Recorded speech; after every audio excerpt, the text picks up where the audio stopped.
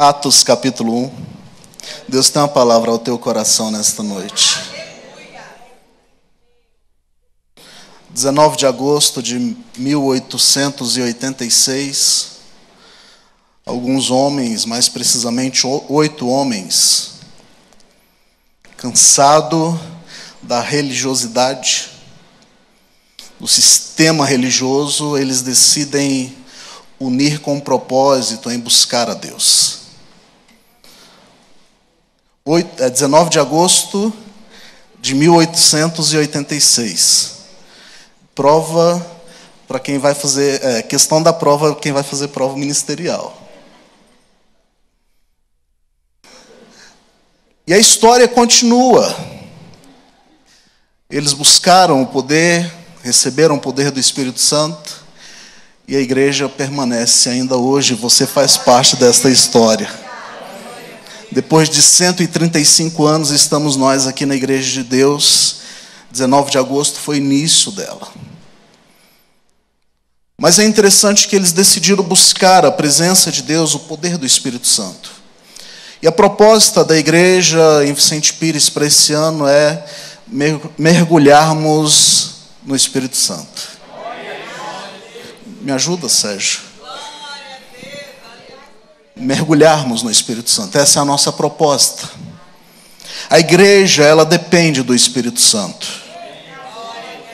É o Espírito Santo quem aplica a obra da redenção no coração dos pecadores. É impossível haver sequer um convertido sem a obra do Espírito Santo. Charles Spurgeon, ele diz o seguinte: é mais fácil crer que um leão tornasse a um vegetariano do que acreditar que só um pecador seja regenerado sem a obra do Espírito Santo. Ou seja, tudo depende do Espírito Santo. E o livro de Atos, no capítulo 1 e o capítulo 2, nos fala sobre algumas verdades. E eu quero, junto com você nesta noite, refletir sobre isso. A primeira verdade é a promessa do Espírito Santo. Atos capítulo 1, nós vamos ler do versículo 4 ao versículo 8, que diz o seguinte: e comendo com eles, deu-lhes esta ordem: não se afastem de Jerusalém, mas espere a promessa do Pai, a qual vocês ouviram de mim. Porque João, na verdade, batizou com água, mas vocês serão batizados com o Espírito Santo dentro de poucos dias. Então os que estavam reunidos com Jesus lhes perguntaram: será este tempo que o Senhor irá restaurar o reino de Israel? Respondeu Jesus: não cabe a vocês conhecer tempos ou épocas que o Pai fixou pela sua própria autoridade. Mas vocês receberão poder ao descer sobre vós o Espírito Santo, e serão minhas testemunhas, tanto em Jerusalém como em toda a Judeia, Samaria e até os confins da terra.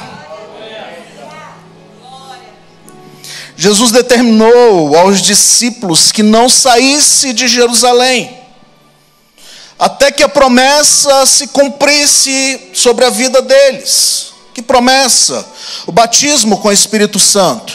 Esse batismo também era o revestimento de poder sobre a vida deles, descrita em Lucas capítulo 24 e o verso 49. Mas os discípulos, ainda influenciados por uma visão política do reino de Deus, eles perguntam a Jesus, eles questionam: será que é nesse período, nesse tempo em que o reino será restaurado, o reino de Israel será restaurado? Mas é interessante que Jesus não alimenta essa ideia de restauração de reino físico. Jesus continua alimentando a esperança de um reino espiritual. Jesus continua alimentando na mente dos discípulos uma visão espiritual do que havia e do que estava preparado para aquele tempo. Ao ponto que ele chega no versículo de número 8 dizendo: mas vocês vão receber poder.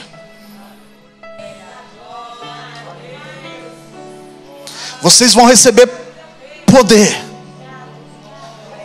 Eles estavam preocupados com o reino terreno. Eles estavam querendo restaurar o reino terreno, mas Jesus estava preocupado em restaurar o reino espiritual.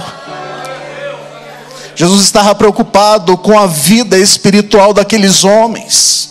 Sabe, e esta ideia não mudou. Deus continua querendo restaurar em nós a alegria do Espírito Santo, a presença dele em nossas vidas.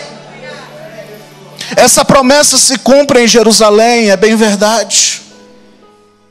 Os discípulos são cheios de poder. Você conhece a história.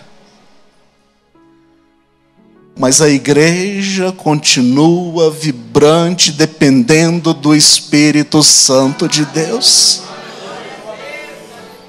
A história não mudou. Havia uma promessa no livro de Joel, o profeta Joel, ele fala sobre a promessa do Espírito Santo vindo sobre o povo. Essa promessa se cumpre em Jerusalém.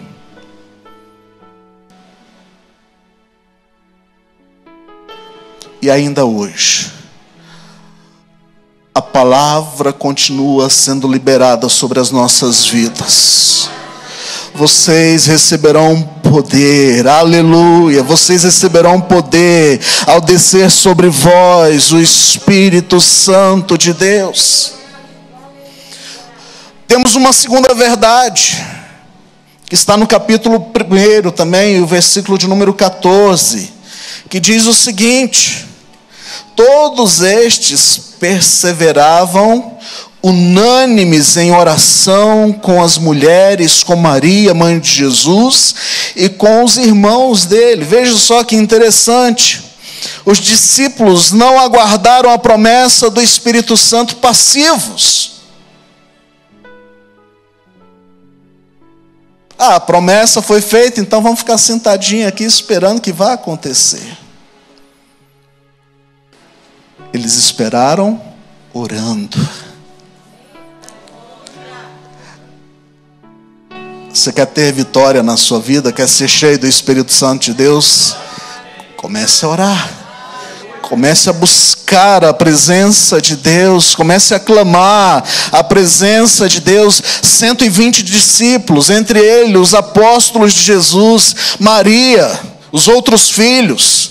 Eles oraram durante 10 dias,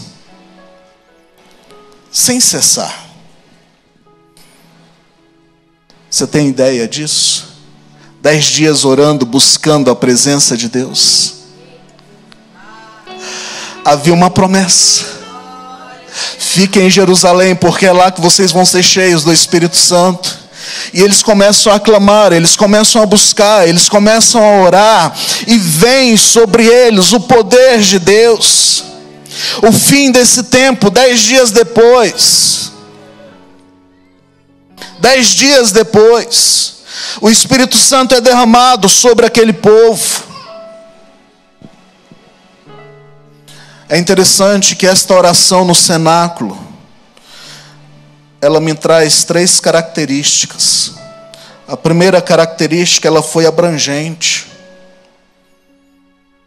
Todos estavam comprometidos em buscar o poder do Espírito Santo. Sabe o que eu aprendo com isso? Que quando a igreja se une no mesmo propósito, quando a igreja se une no mesmo propósito, a resposta de Deus vem. O segundo, eles foram unânimes. Eles tinham o mesmo objetivo. Qual é o nosso objetivo? É a busca do Espírito Santo. É a busca do Espírito Santo. Eles estavam unidos no mesmo propósito. Eles tinham o mesmo objetivo. Eles tinham a mesma motivação. Quando nós estamos caminhando juntos no mesmo propósito, no mesmo objetivo, buscando o poder de Deus, queridos, vem resposta sobre as nossas vidas.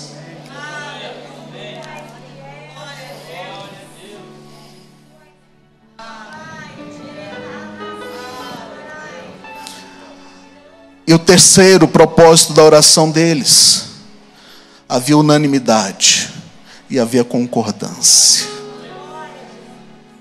Em todos eles havia o mesmo sentido.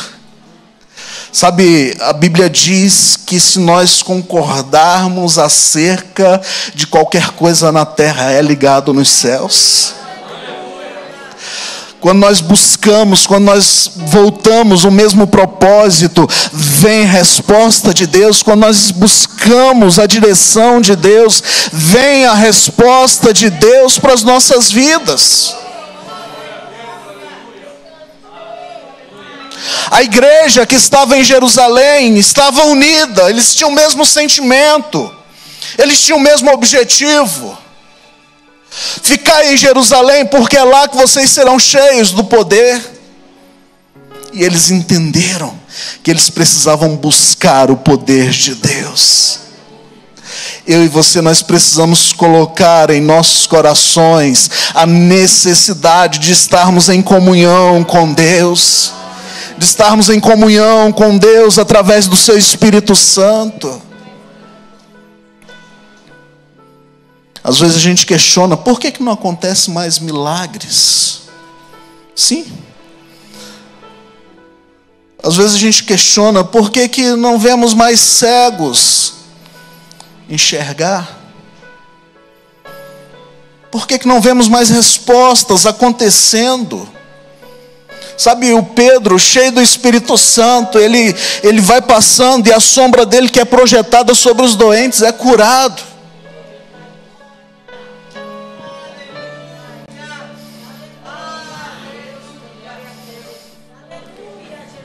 A sombra que é projetada traz cura às pessoas, traz restauração às pessoas. Talvez o que está faltando em nós é unanimidade. Buscarmos o mesmo propósito. Estarmos caminhando juntos em concordância, em oração, para que venha a resposta de Deus. Há uma terceira promessa, que é o derramamento do Espírito Santo. Capítulo 2, e aí você vai ler a partir do verso 1 até o verso 41.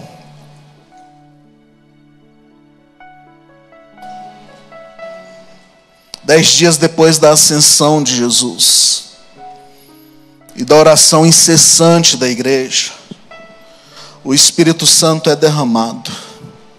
Todos os discípulos ficam cheios, todos ficam cheios de poder. Todos os que estavam reunidos naquele local são cheios do poder de Deus. Aqueles que tinham o Espírito Santo são renovados. Aqueles que já tinham se convertido, se entregado a sua vida a Jesus, eles são renovados. Aqueles que ainda não o conheciam, passaram a conhecer. Eles são revestidos com poder. E tem um propósito deste revestimento. O propósito é testemunhar. O propósito é testemunhar. Veja, o Espírito Santo desce sobre eles como línguas de fogo, um vento impetuoso, e todos começam a falar das grandezas de Deus. Todos começam a falar em outras línguas. Uma multidão ajunta curiosa, cheia de ceticismo. Capítulo 2. E o versículo de número 12. Olha só que interessante. Todos atônitos e perplexos perguntavam uns aos outros: o que será que isso quer dizer? Havia uma multidão olhando o que estava acontecendo. Uns permitiram o ceticismo tomar conta do coração. O que eu entendo com isso? Nem todos vão entender o que Deus está fazendo em nosso meio.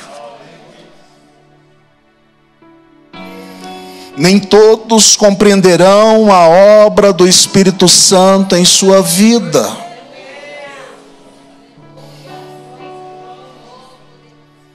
Nem todos vão compreender o porquê você está vivendo de uma forma diferente.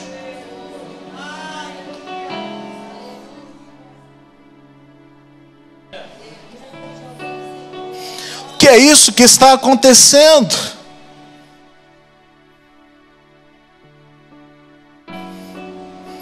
Tem um segundo grupo. O grupo dos preconceituosos. Capítulo 2, o versículo de número 7. Estavam todos atônitos e se admiravam, dizendo: vejam, não são eles galileus, todos esses que aí estão falando? Eles estavam preocupados com a nacionalidade. Não são eles galileus? Os galileus não podem ser cheios do poder de Deus, não.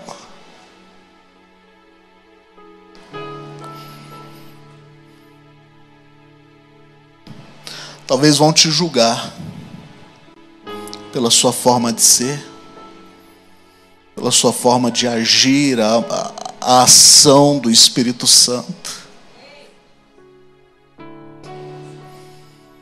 Talvez vão te condenar pela sua forma de manifestar o poder de Deus na sua vida.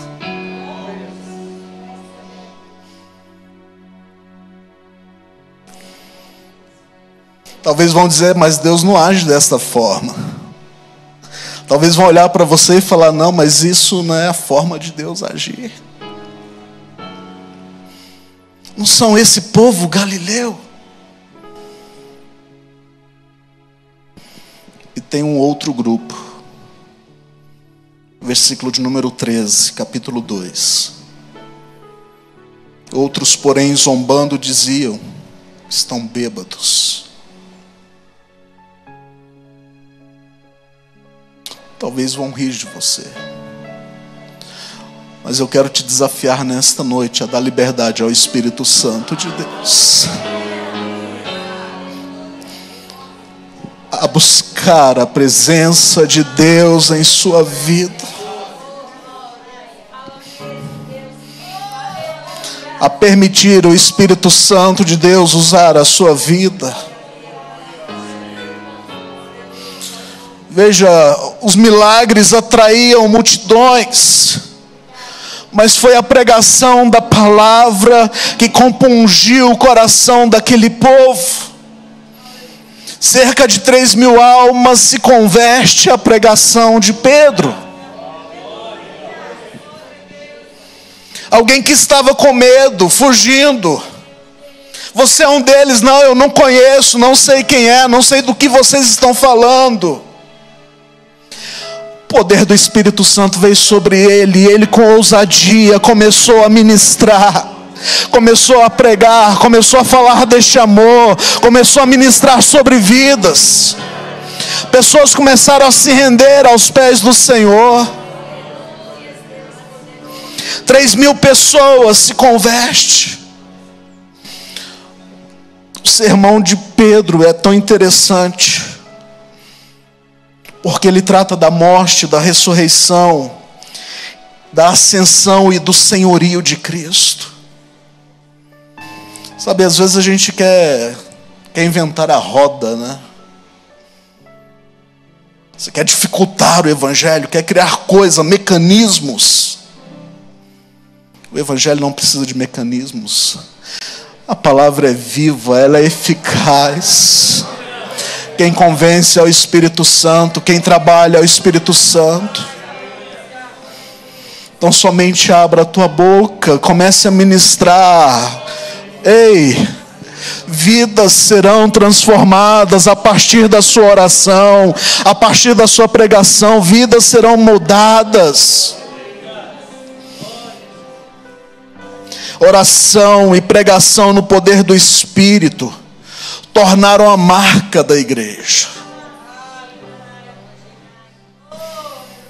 A oração e a pregação da palavra se tornou a marca da igreja. Veja, a partir desse momento, aqueles que estavam trancados com medo. Se lembra lá quando Jesus é morto, Pedro fala: olha, eu vou pescar, e um bocado dos discípulos falam: a gente vai contigo.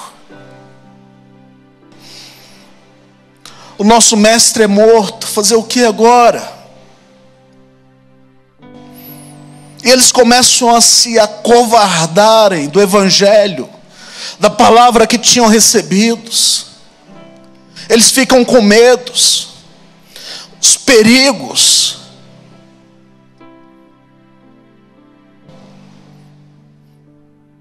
Mas agora, ousadamente, eles levantam e declaram: Jesus é Senhor. Eles não se importam mais com os açoites, eles não se importam mais com as prisões, eles não se importam mais com a morte. A Ângela falando aqui: o dia que o papai quiser chamar, ele chama. É isso mesmo, o dia que ele quiser chamar, ele chama. Mas não se acovardem, não fiquem com medo, porque é o poder do Espírito Santo sobre a sua vida, é a ação do Espírito Santo sobre a sua vida.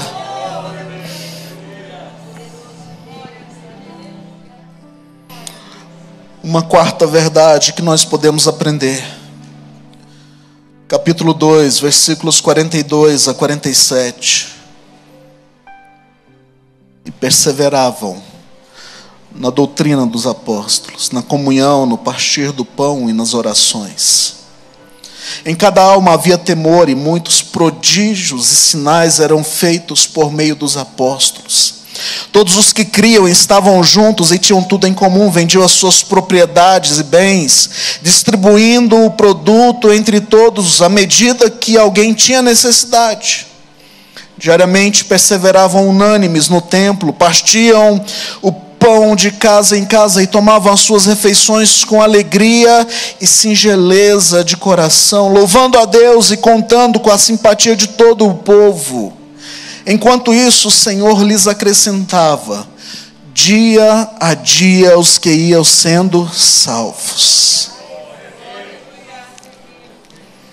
Depois que a igreja ficou cheia do Espírito Santo, a vida começou a refletir fora. O mundo foi impactado. 2000 anos se passaram e estamos nós hoje aqui ainda vivendo a alegria do Espírito Santo em nós.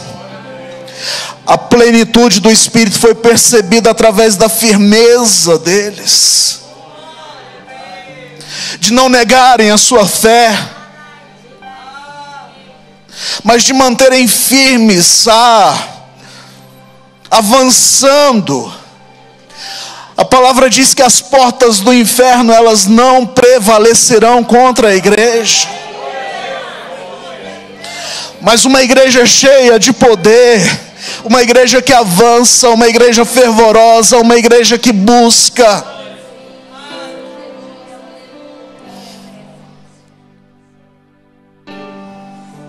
Havia um engajamento na oração.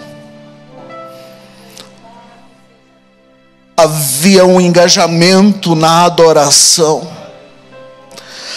Havia comunhão fraternal, havia adoração fervorosa. Os testemunhos eram irrepreensíveis, mediante o texto em que nós acabamos de ler. Uma igreja cheia do Espírito, ela tem bons testemunhos dentro e fora.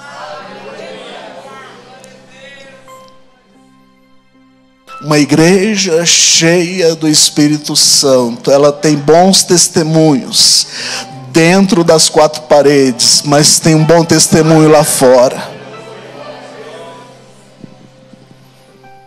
Você é a igreja. Você é a igreja. A minha pergunta nesta noite é: como tem sido o nosso testemunho? Como as pessoas têm olhado para nós. Como tem sido a minha adoração, como tem sido a minha devoção, como tem sido a minha comunhão com Deus.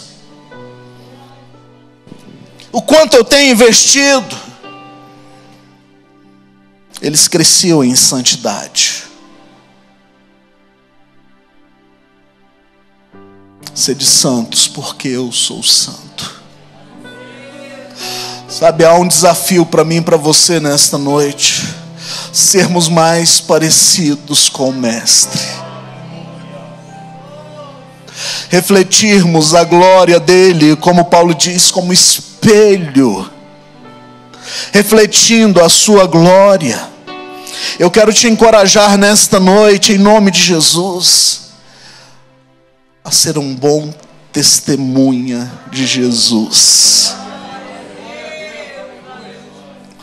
Com um sorriso no rosto, diga isso para quem está ao seu lado: seja um bom testemunha, uma boa testemunha de Jesus.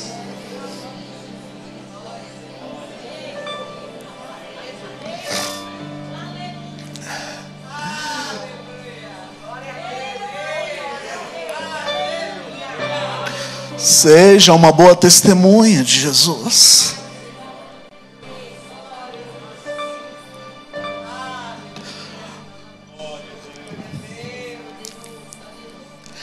Interessante esse texto, porque em cada alma havia temor. Muitos prodígios e sinais eram feitos.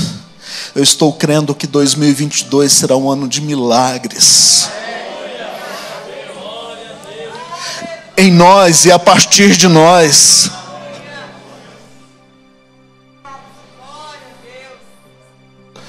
Nós vamos orar e nós vamos ver pessoas sendo curadas. Nós vamos orar e nós vamos ministrar e vidas serão transformadas. Nós vamos sair pelas ruas, dentro dos nossos condomínios, na nossa vizinhança, testemunhando e testificando a respeito da grandeza deste Deus.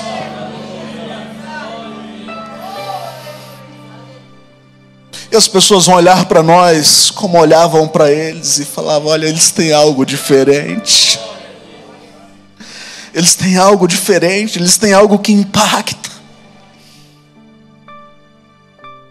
Eles cresciam em santidade, mas eles cresciam numéricos também. Sabe, todos os dias o Senhor ia acrescentando aqueles que iam sendo salvos. O propósito da igreja é manifestar a glória de Deus, trazendo salvação a todos os homens. É ser embaixadores de Cristo na face da terra. O propósito da igreja é promover festa nos céus. Quando um pecador se arrepende, há festa nos céus. Esse é o nosso propósito. Eu quero nesta hora convidar você a clamar a Deus, a buscar o poder do Espírito Santo de Deus sobre a sua vida.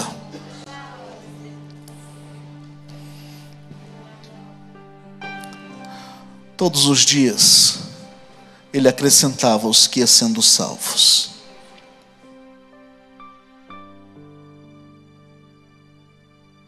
Qual é o nosso desafio nesse ano? Qual é o seu desafio nesse ano? Como igreja, qual é o meu desafio nesse ano? Eu quero que você pense nisso. O Espírito Santo está disponível a todos nós. A todos nós.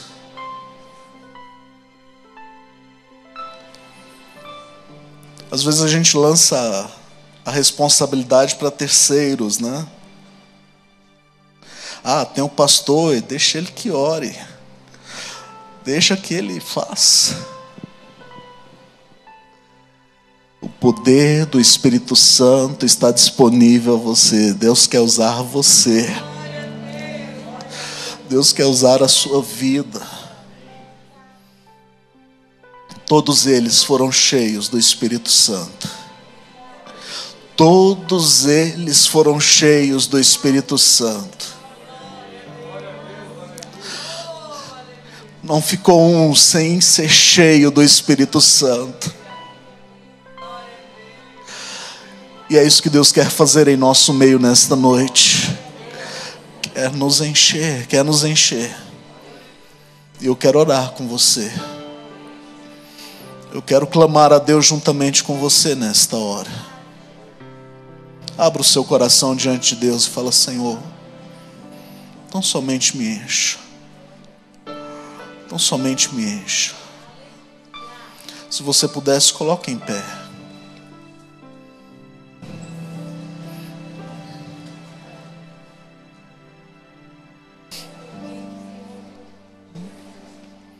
Sim, Deus. Você tem liberdade diante do Senhor nesta noite.